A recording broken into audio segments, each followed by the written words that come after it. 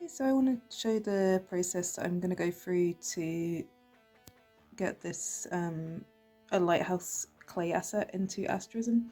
So I've drawn a sketch of the kind of rough shape that I want to help me think about like the colours and how big it's going to be.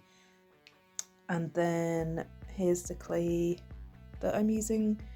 So I've been using this clay for years. I've kind of got down to like the last few remnants of this, which has actually been quite useful for like helping me to limit the colours a bit. So it's this clay, Colour clay. And it's pretty good. Like I have had this for a long time and it's still really useful. Here's some ones I made earlier with the same clay for this level. It's a little compass. And this sort of a space escape pod with Ruby in it, which I haven't photographed yet, but I will do. Octopus tentacle, which is going to be animated. Yeah, and then here's some tools and bits and pieces. I don't really use much, to be honest. I mainly just use my hands, but occasionally I need like to cut something quite sharply. It's just a kitchen knife, or like I used these for the octopus actually to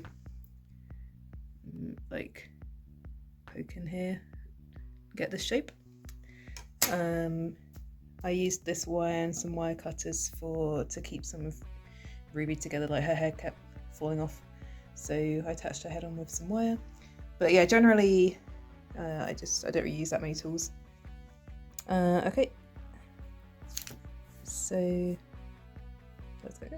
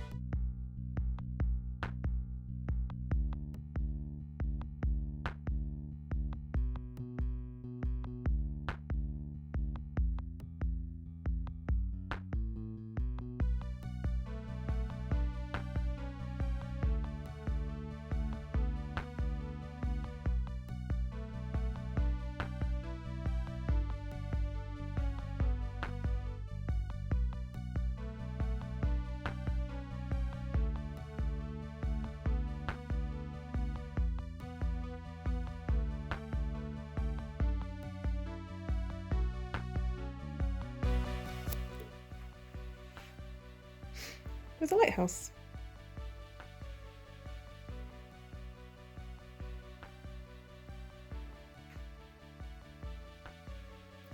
So the next step is going to be photographing it and then putting it into the game. So this is my light box, which I'm going to set up now.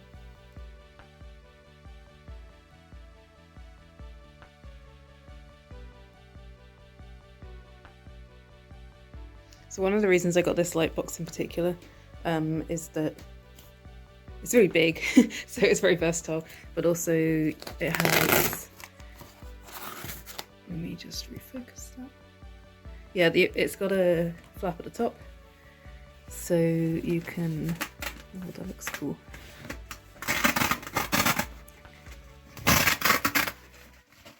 You can take pictures from above. There's my lighthouse. So I'll use this great professional setup I've got here with my tripod for my second tripod for my phone, and I will be pushing this like right down inside. So this is the setup I decided on in the end. I rotated it that way, and the tripod comes right down here to get as close as possible.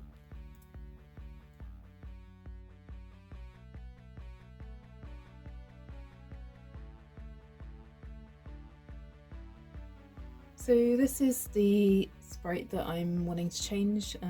This is all quite placeholder at the moment, but this is a lighthouse with just a 2D sprite. I'm going to be changing this image to the clay model. So I'll show you how that looks in the game as well.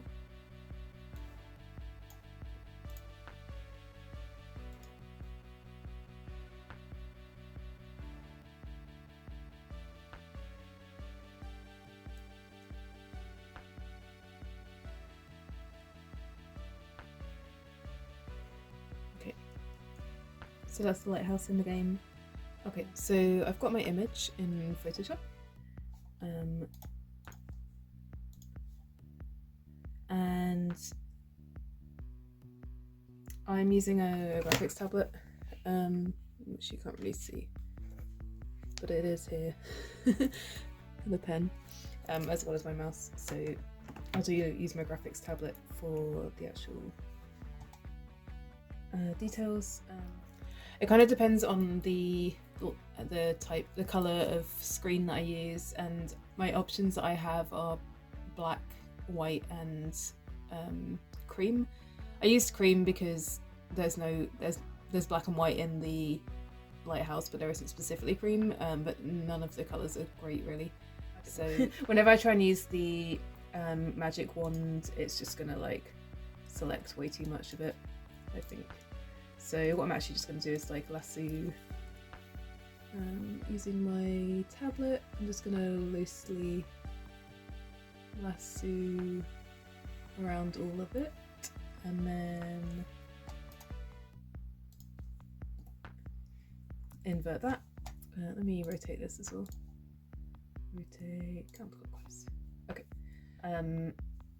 Yeah, to be honest, I tend to just like use an eraser and then let's put that up about 50. Yeah, and then I just like manually do it because I quite like the process of it anyway. And it takes time. It's quite sort of meditative to do this, to get rid of the backgrounds. There's definitely, I think there are faster ways of doing this, especially if you've got, you know, more of a, if I'd had like an actual green screen, for example, because there's no green in this image at all, that would probably work a lot better. But I'm working with what I've got, and I also quite enjoy doing this. Like, I will, if I've got a big, if I've got a big batch of files to do, I tend to just like put something on in the background to watch, and then it's quite a relaxing task to do.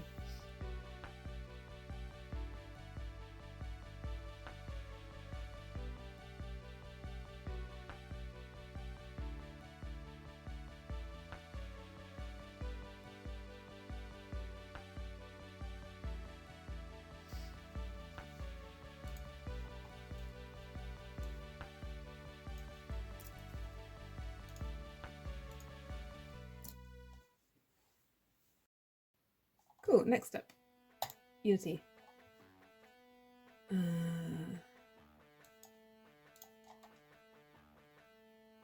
Let's find the file I just imported. Make it a sprite.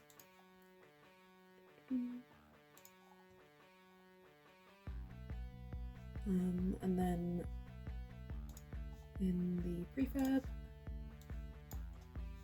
I'm going to replace the sprite with that. Oh, hang on, is it?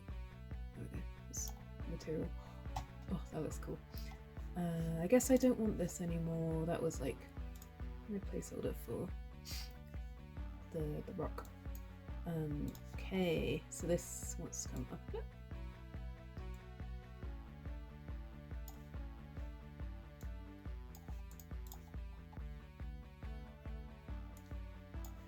I think let's see how that looks.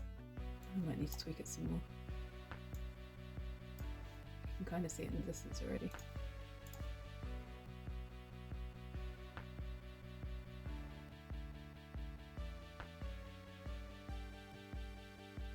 That looks good. I think that looks good. And yeah, it should be billboarding, so if I come around here. Yeah.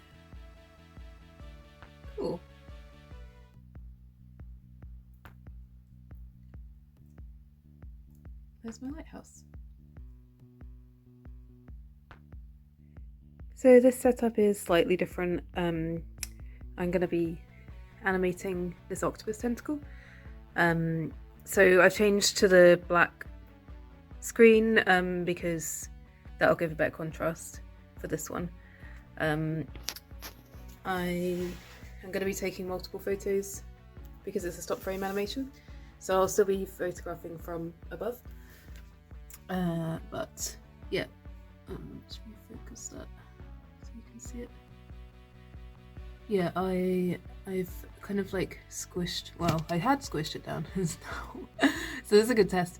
I really want this to be like stable, so I was trying to squash that down onto the screen so that it will stay in one place, so that I can freely move this around to animate it while it stays still. So I'm gonna experiment with that a little bit more.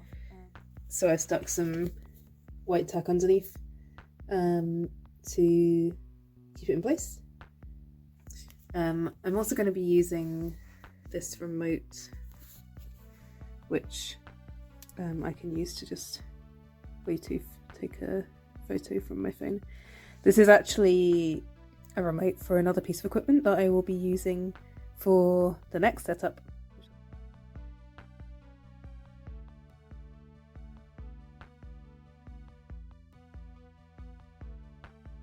So here's all the layers, and now I'm going to do what I did before, but I'm hoping I'll be able to use the magic wand tool this time because there's much greater contrast. So let's have a look. Yeah, that looks pretty good. Oh, that's good. Okay, so I'll do that. Magic wand, feather the edge, delete, and I'll just check by adding my green layer. Yeah, that looks good. Yeah, I set up an action for that to make it go a lot faster, which, yeah, I'll just keep that on to check. In this case, it's working quite well because of this contrast, so that kind of shows like how much of a difference that makes. So this is the final setup, which is the rotating turntable, which I use if I want to do a 360-degree stop motion animation for things that I want to get from all angles. So yeah, for this example, I've got this little space pod with Ruby in the middle, and then using this remote I can rotate it, but more importantly I can choose what degree to rotate at. And then this is Bluetooth to my phone, so when I have the phone in my tripod and I'm using it to take photos, then I can press the degree button. I normally do 5 degrees, and then press the clockwise or counterclockwise button, and it will rotate 5 degrees, and then take a picture, rotate 5 degrees, take a picture.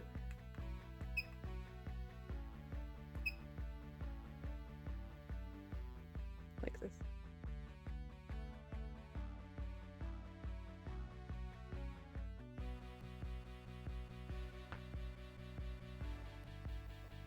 I'm just going to work on this one at the back for now as a test, because that's the main one we're going to see in the level.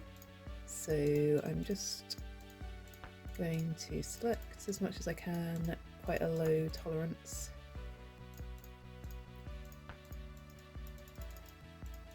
Okay, and then delete that.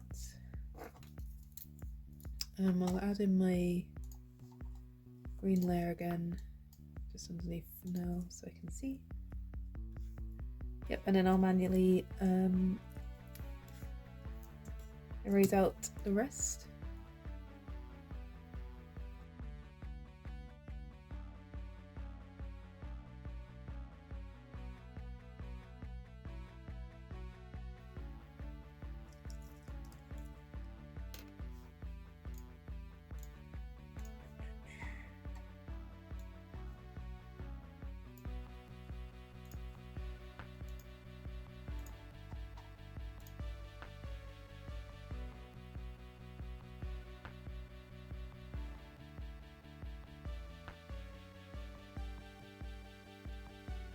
It looks cool.